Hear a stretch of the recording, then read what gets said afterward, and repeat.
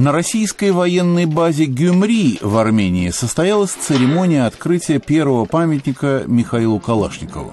Создатель автомата АК-47 умер в декабре 2013 года. Идея воздвигнуть памятник принадлежит армянскому бизнесмену из Санкт-Петербурга.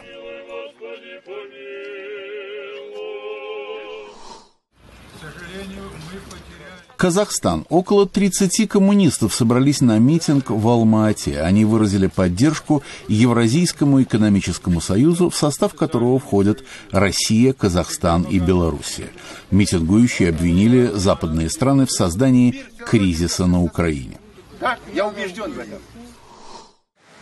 Мэр столицы Таджикистана Душанбе принял своего коллегу из Санкт-Петербурга. Оба мэра подписали соглашение о сотрудничестве в преддверии проведения фестиваля культуры. В программе фестиваля музыка и изобразительное искусство Санкт-Петербурга.